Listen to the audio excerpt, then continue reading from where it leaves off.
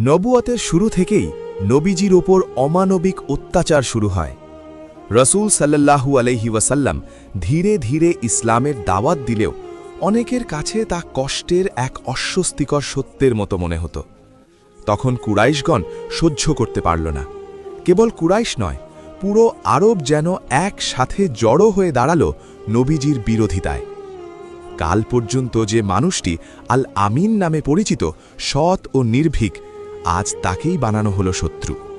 তারা বুঝতে পারছিল সরাসরি হত্যা করা সহজ নয়। নবীজিকে বলা হলো জাদুকর, বলা হলো পাগল। বাজারের সরু পথ, রাস্তাঘাট সবখানে এই অপবাদ ছড়িয়ে দেওয়া হলো। ছোট ছোট বদমাইশ ছেলেদের লেলিয়ে দেওয়া হলো নবীজির পিছনে। রাস্তার মোড়ে মোড়ে মানুষ চিৎকার করত। তারা বলতো, পাগল, জাদুকর। শব্দগুলো যেন তার হৃদয়ে বিষের মতো ভাসত। কেবল কষ্টের শব্দই নয়, বাস্তব আঘাতও সহ্য করতে হতো।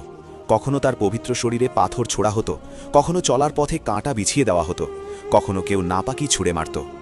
একদিনের কথা, মক্কার সেই পবিত্র ভূমি কাবা শরীফের পাশে দাঁড়িয়ে গভীর একাগ্রতায় নামাজ পড়ছিলেন হজরত মুহাম্মদ সাল্লাল্লাহু আলাইহি ওয়াসাল্লাম। চারপাশে তখন কিছু কুরাইশ নেতা বসেছিল।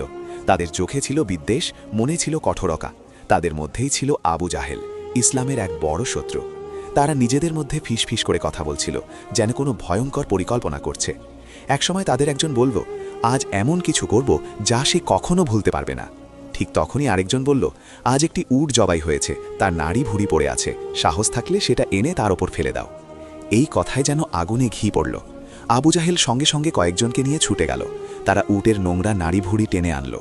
আর সেই সময় নবীজির সেজদা আল্লাহর সামনে সম্পূর্ণ নিবেদিত। ঠিক সেই মুহূর্তেই তারা সেই ভারী নোংরা জিনিসটি তার ঘাড় ও পিঠের উপর তুলে দিল।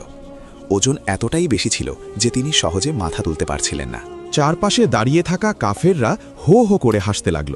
তাদের হাসির শব্দ যেন নির্মমতার প্রতিধ্বনি হয়ে উঠল, অথচ কেউ এগিয়ে এলো না সাহায্য করতে।